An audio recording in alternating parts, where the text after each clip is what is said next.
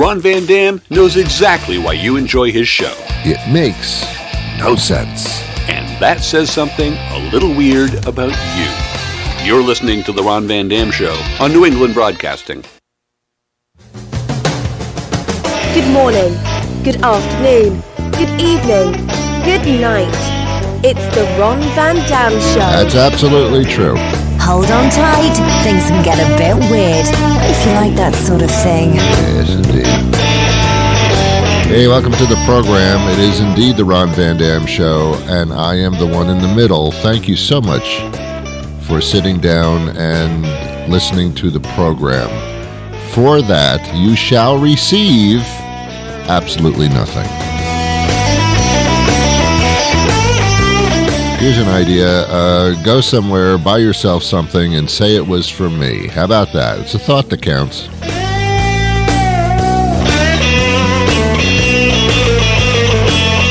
Hey, let's all plan a field trip to the dollar store. Won't cost you much, probably just $1 plus tax.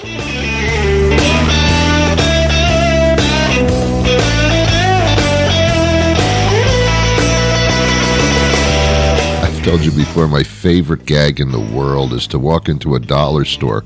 The people that work there have no idea what's going on. They really don't. They're good people. It's a job, but seriously.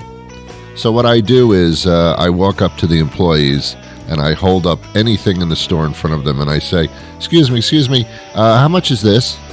And they'll say, it's $1. It's $1.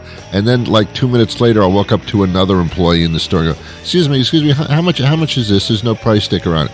It's $1.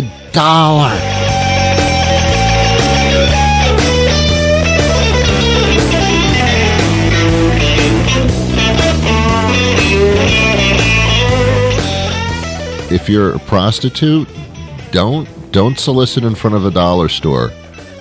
It's only $1. That's a deal.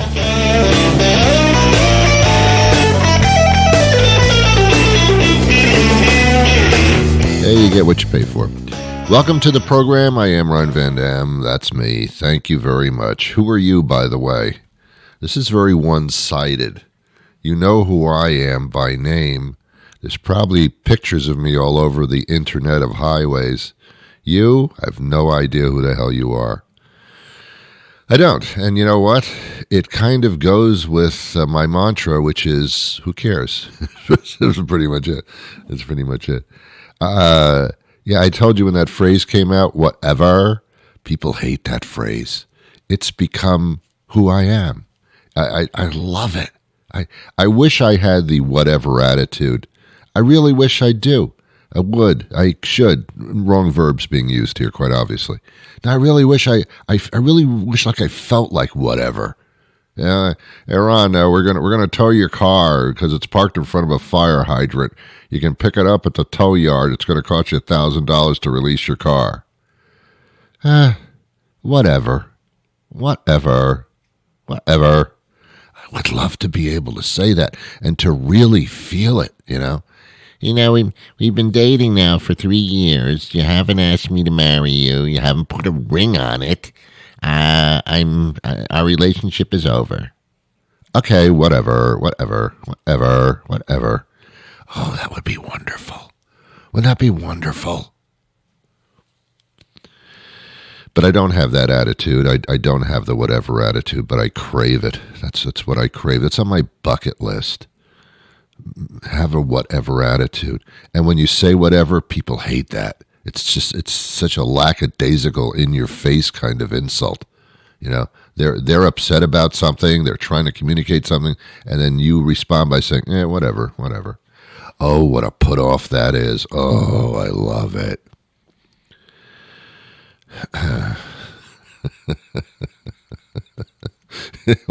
Everything in the dollar store is $1? That's right. Whatever. The dollar store, Dollar Tree, dollar donut, the dollar was the Dollar Tree, the Dollar Bush, the Dollar Door, the Dollar Show, everything is just $1. Even when you go to a strip club, it's $1. Just throw $1 on the stage. It's another dollar store. That's all it is. Strip clubs are nothing but dollar stores. All right, fine. Welcome to the strip clubs. Are there ever going to be strip clubs ever again? What is going to be the one remaining pandemic problem? Strip clubs. Although, from what I understand, their rules are kind of like fit. You know, oddly enough, the one place that kind of won't open or shouldn't actually has a policy that really should be universal right now, which is you can look but don't touch. I think that's like the new normal. You're going, don't touch, stay away. You can look but don't touch. Yeah, that's. I think I don't know. Whatever. You know what? Whatever. How are you feeling, by the way? As I've said so many times, I'm getting sick of saying it. This is the only talk show. That's not the end of the sentence. This is the only talk show that really cares about how you're feeling. Nobody on any talk show talks to the person listening and says to them, "How are you doing? Actually, how are you? Tell me." Nobody does that. You know why? Because it's a stupid thing to do. I'm making believe that you can hear me. Anyway, welcome to the show. How are you? I have a great guest coming up toward the end of the program. Of course, that's my opinion, but it probably will be the case. You know, I heard a phrase that really bothers me. It's a phrase that just takes the responsibility of anything that happens off your shoulders like a little child. Children do that. I didn't do it. He did it. She did it. I didn't do it. This phrase really bothers me. It kind of enters almost into a religious connotation, but not quite. It's still social enough that I can talk about it. Shouldn't be talking about religion at all on one of these talk shows because it's going to piss somebody off. So I tend not to do that, although I tend to do that. But this is a social thing. And the phrase is, everything happens for a reason. Everything happens for a reason. You know what? No, it doesn't. It doesn't. Not everything happens for a reason. Most things don't happen for a reason. Unless you've done something really stupid or you don't change your underwear, then that's a reason for things to happen. But basically, it's an excuse line. Like, I am not in control of anything. I give up. Whatever happens to me, that's for a reason. What are you talking about? Let's break it on down, man. Let's break this down. Let's break it down. Let's unpack it, as they say. I love that phrase. When you try to understand something, well, let's unpack this. Like this is baggage. You know? People carry around baggage. All right, you got some problems. You got a lot of baggage. Let's unpack this. Okay, here we go. All right, let's unpack this. On the top, you should have your socks and your underwear. Let's unpack that first. Good. All right. Now you've got the shirts that are neatly folded somewhat on top. All right, let's put those on hangers and put them back in the closet. Fine. Same with the pants. You've got those neatly folded at the knee as a crease there. All right, let's put that on a hanger as well and get those back in the closet. Let's unpack this suitcase, all right? Oh, look, the toothpaste exploded all over. Oh, no. Oh, look. Oh, this is ruined. These are ruined. You got to throw these out. Damn toothpaste exploded. I hate when that happens. All right, let's unpack that. All right. I think I made my point.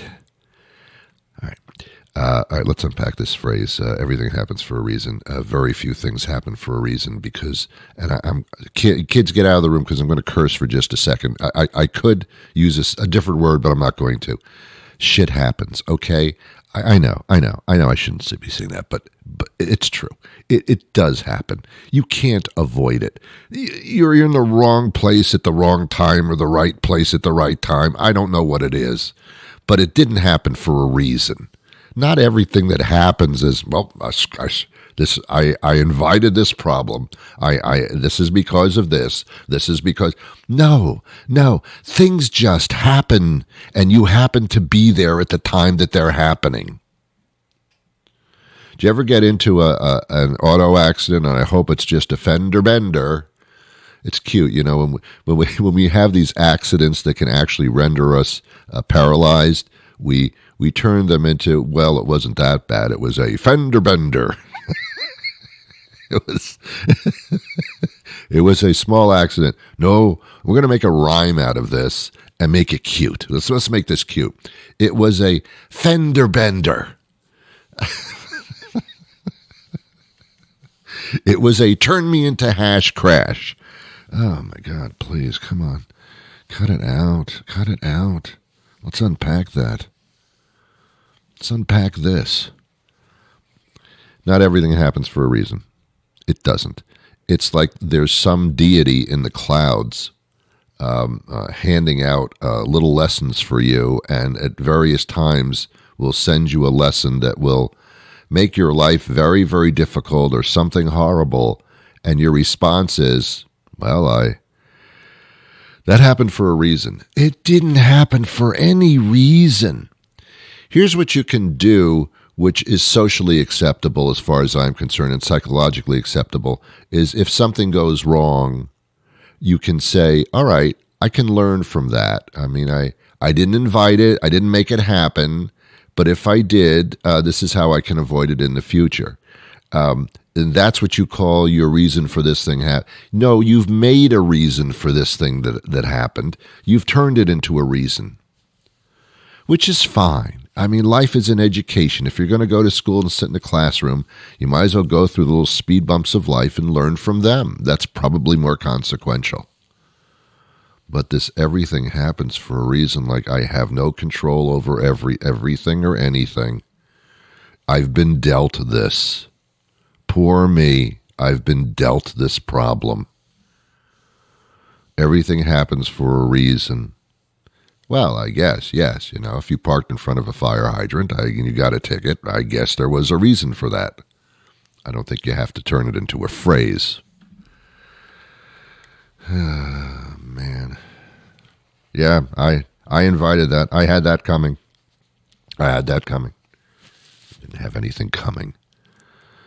Gosh, cut it out. Just cut it out. Unpack it. Will you unpack it, please? I have a great guest coming up a little bit later in the show. I hope that you accept my apologies. I did an interview with, I shouldn't say this. I did an interview with a young lady named Farnoosh. She has her own finance show on CNBC. Man, I shouldn't be talking about this. She's a lovely woman. I did an interview with her a few days ago. I haven't aired it because it just annoyed me a little bit. She's with CNBC. She has a show. She gives out financial advice. She comes on this show, and she a few days ago, and we set up an interview.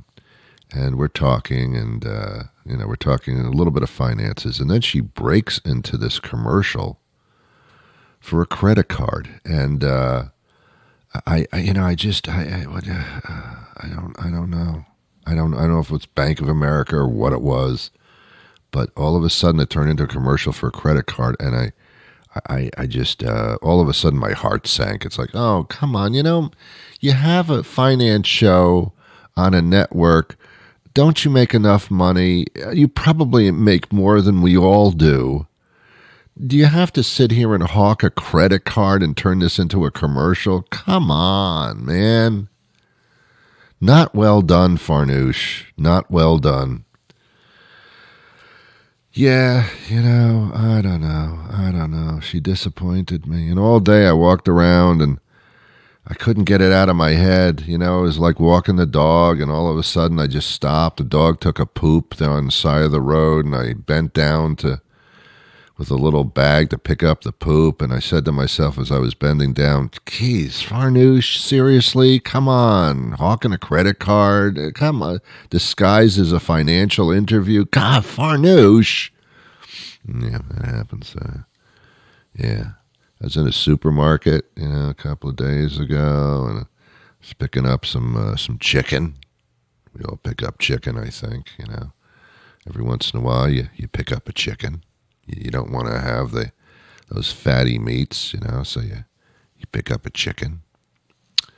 And I was thumbing through the chicken, and I said, well, it's too large there. It's too many leftovers. I don't want that. Here's a nice piece of chicken. And I leaned over to pick up a little package of chicken, check the expiration date. You should always check the expiration date. You don't want to buy something that's already been expired. And as I'm leaning over to pick up the package of chicken, I said to myself, Farnoosh, seriously, man, you had such a nice interview going. We're talking finances, and you turn it into a credit card commercial. God, I can't get it out of my head. I was having sex with my significant other, and it's none of your business. And in the middle of the excitement and the unbridled passion, I blurted out, "Farnoosh, damn it, Farnoosh! You had such a nice thing going, and then you screwed it up." Probably not the right time for that exclamation publicly, but that's how much Farnoosh bothered me. I don't know. Anyway, that interview will not be coming up later in the show. That ain't going to happen. Okay, but first, this. Listening to the Ron Van Dam Show is like realizing that you put your underwear on backwards this morning. It's wrong, but it doesn't feel bad, and it's not like anyone's ever gonna find out, so just go with it. This is the Ron Van Dam Show on New England Broadcasting. Yesterday, I bought a new set of sheets at Target. Yeah, I know, huh? Crazy, isn't it? Who does that? And I'm looking at the sheets, and I find myself a nice set of sheets. The bottom sheet, the top sheet, the two pillowcases. How can you go wrong? $50. All right, wait a minute now. $50 for sheets? What happened? What happened? Oh, Ron, these are fine Egyptian sheets. They're not Egyptian. They didn't come from Egypt. Some Egyptian wasn't sitting there darning the sheets all day.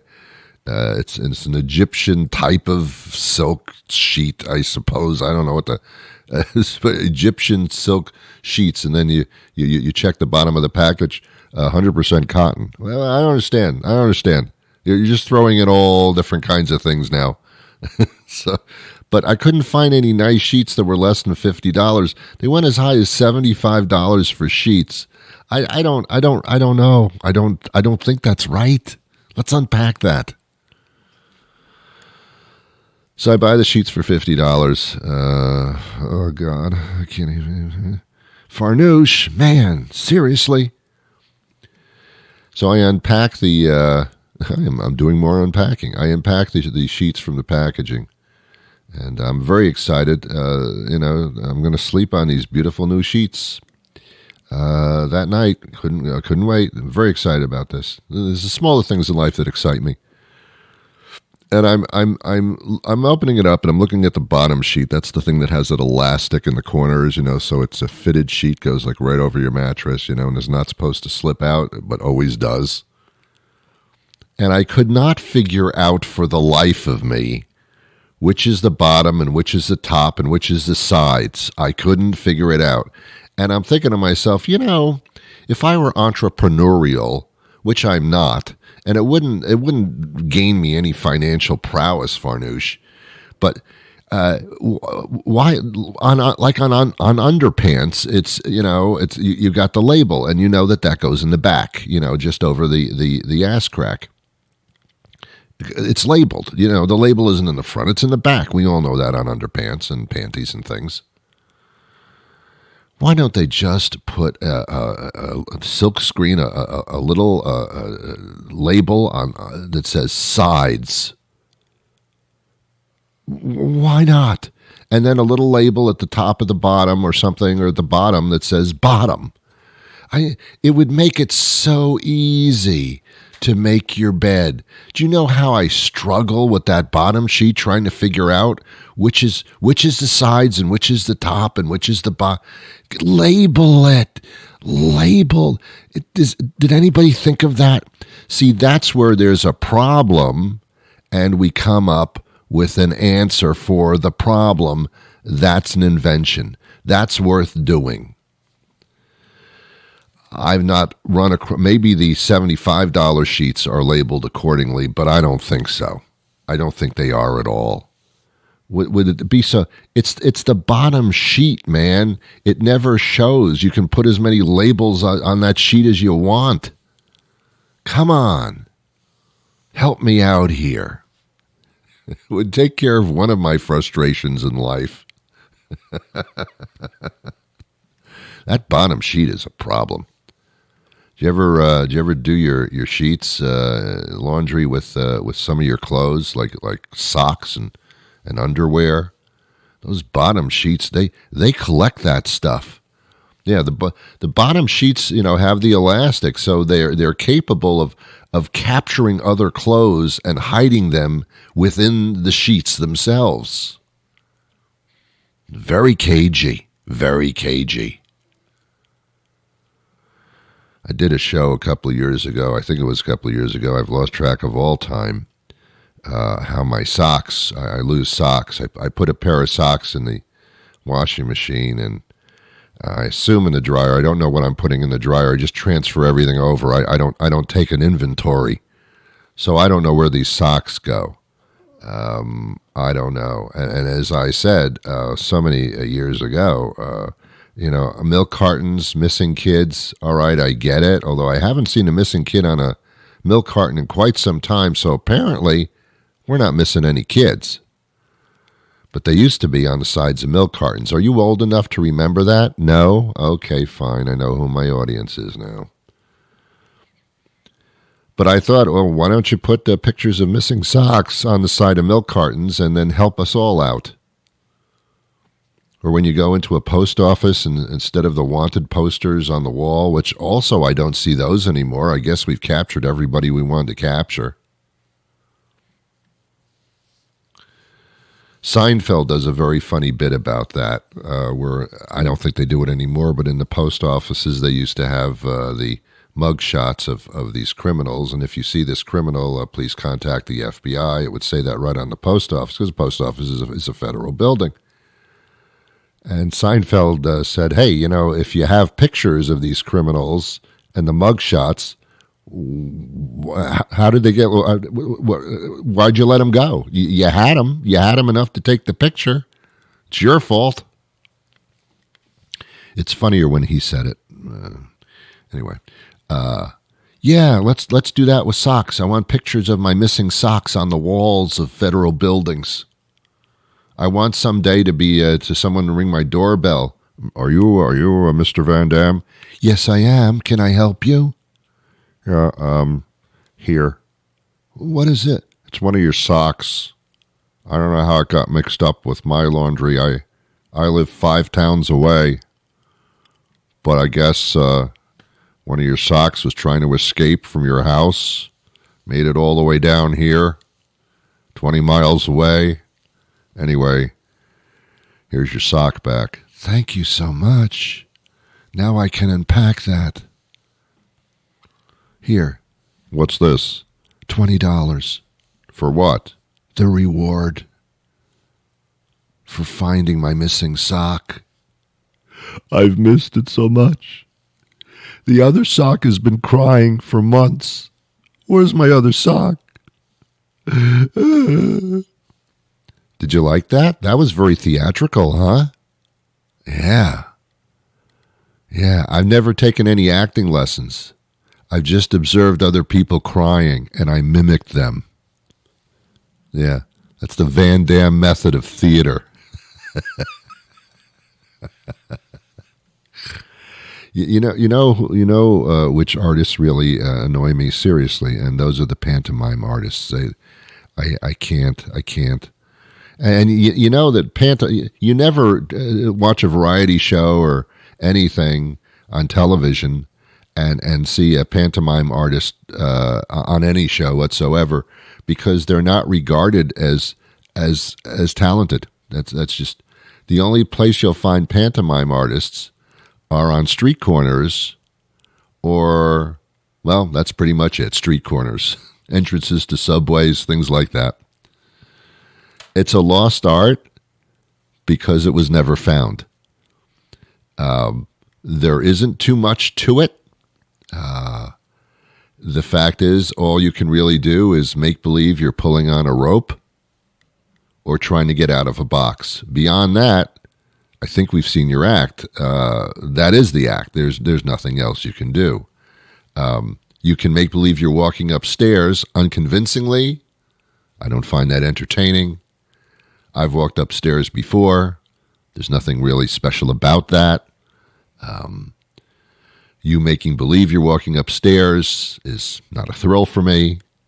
I never found walking upstairs to be something that is theatrical in any sense of the word or amazing to watch.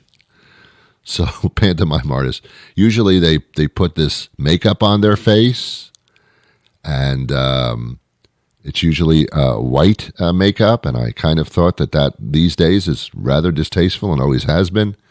But I don't know why you're putting that on your face, perhaps to hide your identity. That would make sense. That seems like that's unpacked. Pantomime artists, I mean, don't ever tell anybody that that's what you do, because the reaction will be, oh, that's interesting. Yeah, yeah.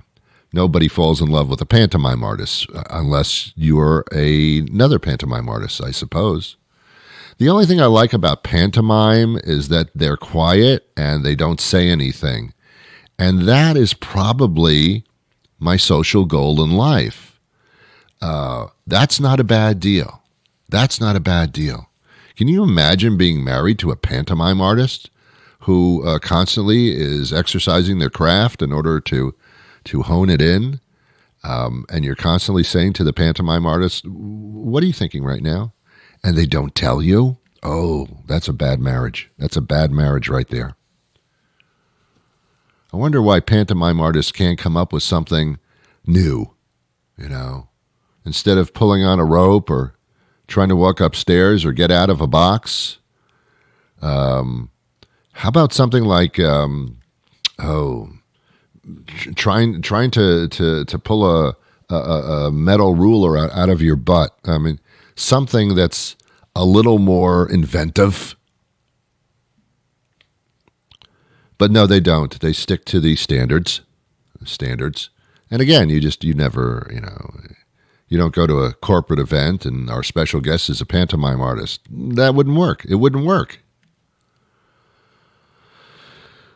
Let's unpack that, if we could, please. All right. I don't have time for a guest today. I rambled. I rambled too much, and I'm not able to do so. That is to have a guest. So, and Farnoosh is not going to make it here. So that isn't going to work. That's not going to happen. I thank you so much for your indulgence today. You have been wonderful. I'll be back again tomorrow with a brand new show, and things probably will make a little bit more sense to both of us at that time. Until then, ladies and gentlemen, stay safe, and I wish you peace. Here we go. This is known as the closing music. It's a popular little tune. You can sing along. You all know the words. This signifies the end of this particular episode. In just a few seconds, probably about 20 seconds, you'll be encouraged to continue your life the way it was before this show began. Good luck with that.